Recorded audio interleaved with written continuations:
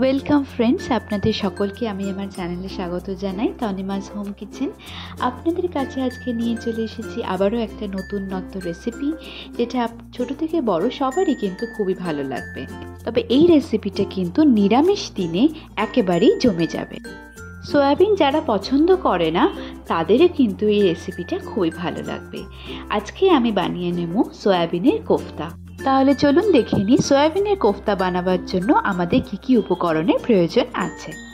এখানে বাটির মধ্যে আমি দেখুন 200 গ্রাম মতন সয়াবিন নিয়ে নিয়েছি এবং সয়াবিনের সাইজগুলো কিন্তু আমি এতটা বড়ই নিয়েছি। একটা কড়া নিয়ে নিয়েছি, কড়ার মধ্যে একটু কড়াটাকে হিট করে 1/4 কাপ জলের মধ্যে আমি দিয়ে দিলাম। প্রথমে এই জলটা একটু সামান্য গরম হয়ে যাবে, তারপরে আমি আমার যে সয়াবিনগুলো রেখেছিলাম সেই সয়াবিন 200 গ্রাম আমি এর মধ্যে পুরোটাই দিয়ে দিলাম। নিয়ে এটা আমি 2 মিনিট মতন একটু সেদ্ধ হওয়ার জন্য চাপা দিয়ে বসিয়ে দেব।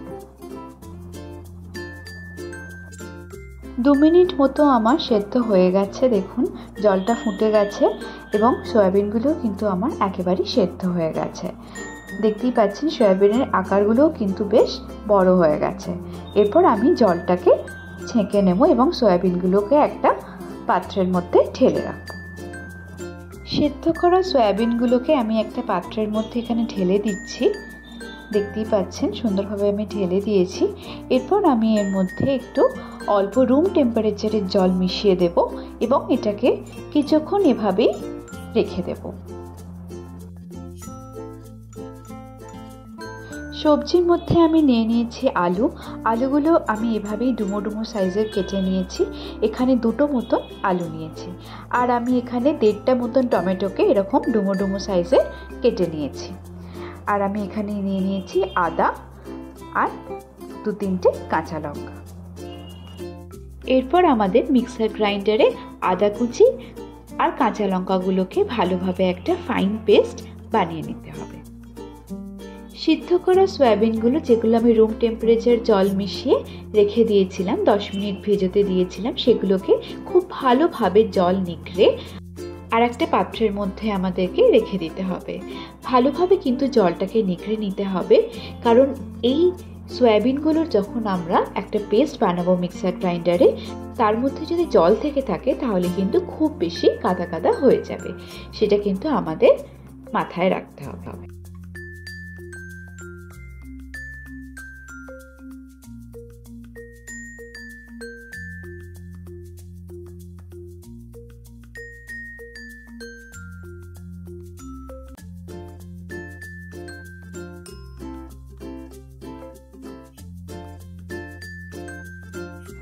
সয়াবিনগুলো কিন্তু আমার একেবারেই ড্রাই হয়ে আছে, একেবারেই কিন্তু এর মধ্যে এতটুকু জল কিন্তু নেই। এরপর এগুলোকে মিক্সার গ্রাইন্ডারের মধ্যে আমাদের দিয়ে এটার একটা ভালো রকম পেস্ট বানিয়ে নিতে হবে। তবে দেখবেন যেন খুব বেশি মিহি করে পেস্ট বানালে চলবে না।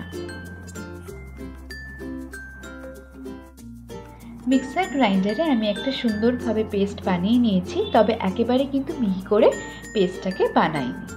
এরপর আমি একটা বাটির মধ্যে এটাকে পুরো পেস্টটাকে ঢেলে দেব।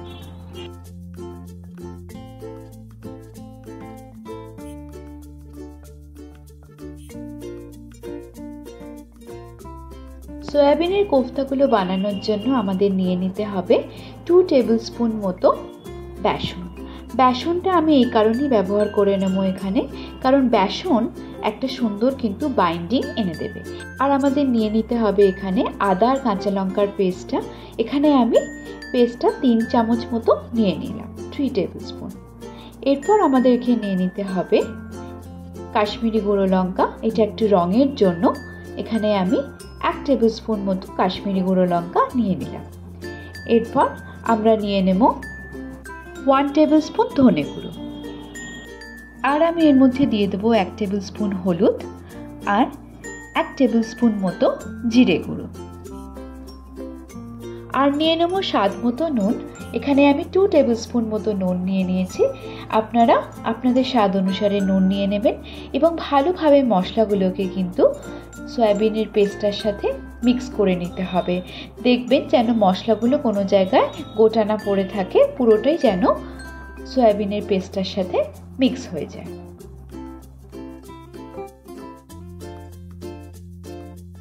সয়াবিনের কোফতাগুলো বানাবার জন্য আমাদেরকে ছোট ছোট করে একটু অল্প পরিমাণে হাতে নিয়ে নিতে হবে। হাতে তেলের মধ্যে আগে গোল করে আকারে পাকিয়ে নেবেন, তারপরে আপনারা যেরকম ইচ্ছা শেপ দিতে পারেন। আমি এখানে আজকে বরফি আকারে কোফতাগুলোকে বানিয়ে নেব। দেখতেই পাচ্ছেন আমি কিভাবে বানাচ্ছি। আলগা হাতে কিন্তু আপনাদের এভাবে বরফি আকারটাকে বানিয়ে নিতে হবে এবং বাকিগুলো কিন্তু আমি একই আকারে বানিয়ে নেব। সুন্দরভাবে আমি প্রত্যেকটা একই আকারে বানিয়ে নিয়েছি।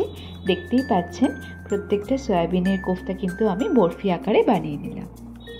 কড়ার মধ্যে প্রথমে আমি সরষের তেল নিয়ে নিচ্ছি। সরষের তেলের পরিমাণটা একটু বেশি নিতে হবে আমাদের, কারণ কোফতাগুলোকে ভালোভাবে আমাদেরকে ফ্রাই করে নিতে হবে। সরষের তেলটাকে দেখবেন যেন একটু ভালোভাবে গরম হয়ে যায়। যদি গরম সরষের তেল না হয় তাহলে কিন্তু ভালো করে কোফতাগুলো ফ্রাই হবে না। তেলটা খুব ভালোভাবে আমার গরম হয়ে গেছে। এরপর আমি একে একে কোফতাগুলোকে ফ্রাই করার জন্য ছেড়ে দিলাম। দেখবেন যেন কোফতাগুলো ভাজতে গিয়ে ভেঙে না যায়। বেশি দেওয়া একসাথে দরকার নেই, আপনারা 3 থেকে 4টে মতন দিলেই কিন্তু প্রথমটা আপনারা বুঝে যাবেন যে বাইন্ডিংটা ঠিকঠাক হয়েছে কিনা।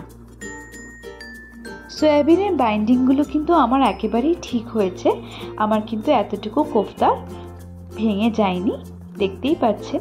এবং এক একটা সাইড কিন্তু আমি 2 মিনিট করে ভেজে নেব। 2 মিনিট মতো আমার একটা সাইড ভাজা হয়ে গেছে। এরপর আমি অপর সাইডে প্রত্যেকটাকে ঘুরিয়ে দিচ্ছি এবং একইভাবে কিন্তু আমি এই সাইডটাকেও 2 মিনিট মতো ভেজে নেব। খুব বেশি লাল লাল করে কিন্তু ভাজার আমাদের দরকার নেই। কোফতা দুদিকটাই সুন্দরভাবে কড়কড়ে করে ভাজা হয়ে গেছে। খুব বেশি কিন্তু ওভার ফ্রাই করলে আমাদের চলবে না, এতটা মতনই কিন্তু আমাদের ফ্রাই করে নিতে হবে এবং ভালোভাবে তেলটা ছেঁকে কিন্তু একে একে আমাদেরকে তুলে নিতে হবে।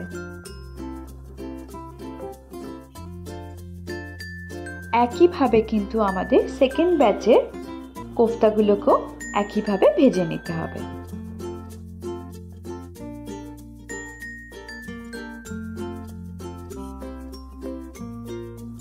প্রত্যেকটা আমার খুব সুন্দরভাবে ভাজা হয়ে গেছে, বেশ কিন্তু ক্রাঞ্চি হয়েছে। এরপর আমাদের কোফতার কারিটাকে বানিয়ে নিতে হবে। কড়াই আগে আমি নিয়ে নিয়েছি 4 থেকে 5 টেবিল স্পুন মতন সর্ষের তেল। সর্ষের তেলটা গরম হওয়ার পর আমার যে চৌকো চৌকোভাবে আলুগুলো কাটা ছিল সেই আলুগুলোকে আমি ফ্রাই হওয়ার জন্য দিয়ে দিচ্ছি। একটু লাল লাল করে কিন্তু আমাদেরকে আলুগুলোকে ফ্রাই করে নিতে হবে। এরপর আমাদের এখানে স্বাদ মতো নুন নিয়ে নিতে হবে। আমি এখানে 1 টেবিল স্পুন মতো নুন নিয়ে নিলাম। তারপরে আমি এর মধ্যে দিয়ে দেব 1 টেবিল স্পুন মতো হলুদ। এরপর আলুটাকে ভালোভাবে কিন্তু আমাদের নাড়াচাড়া করে ভেজে নিতে হবে।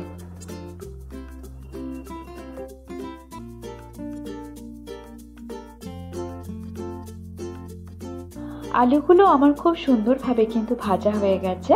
খুব বেশি লাল করে আমি ভাজিনি। এরপর আমি তেলটাকে ছেঁকে একটা পাত্রের মধ্যে ভাজা আলুগুলোকে তুলে নিলাম।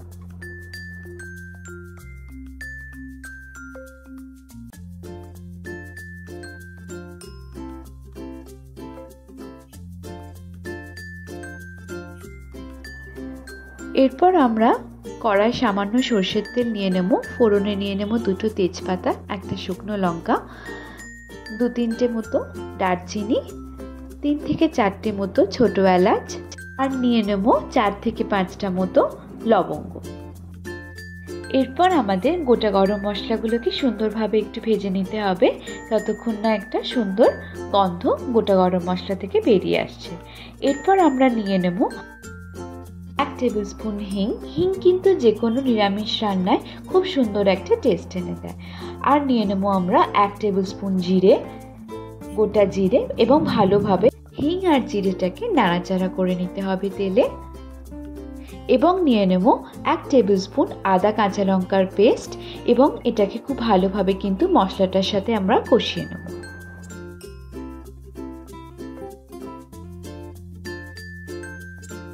এরপর কাটা টমেটোগুলোকে আমাদের রান্নার মধ্যে দিয়ে দিতে হবে এবং খুব ভালোভাবে কিন্তু টমেটোগুলোকে নাড়াচাড়া করে কষিয়ে নিতে হবে।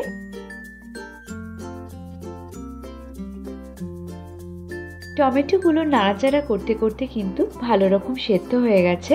এরপর আমাদের যে ভাজা আলুগুলো আছে সেই ভাজা আলুগুলো আমি রান্নার মধ্যে দিয়ে দিলাম এবং এই টমেটোটার সাথে ভালো করে কিন্তু আলুটাকে আমাদের নাড়াচাড়া করে কষিয়ে নিতে হবে। আলু আর টমেটোটা নাড়াচাড়া করতে করতে কিন্তু খুব ভালোভাবে কষে গেছে আমার, একটা তেলও বেরিয়েছে। এরপর আমি এর মধ্যে দিয়ে দেব স্বাদ হওয়ার জন্য 1 টেবিল স্পুন চিনি আর দিয়ে দেব স্বাদ মতো নুন। এখানে আমি 1 টেবিল স্পুন নুন নিয়ে নিলাম। এরপর আবার গ্রেভিটাকে খুব ভালোভাবে কিন্তু নাড়াচাড়া আমি করে নেব।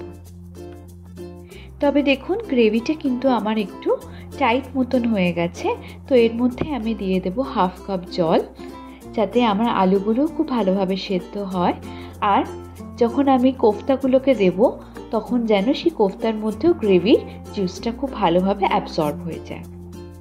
এরপর আমি 5 মিনিট মতো এই গ্রেভিটাকে চাপা দিয়ে একটু রান্না হওয়ার জন্য বসিয়ে দেব। 5 মিনিট মতন চাপা দিয়ে আমার গ্রেভিটা কিন্তু রান্না হয়ে গেছে।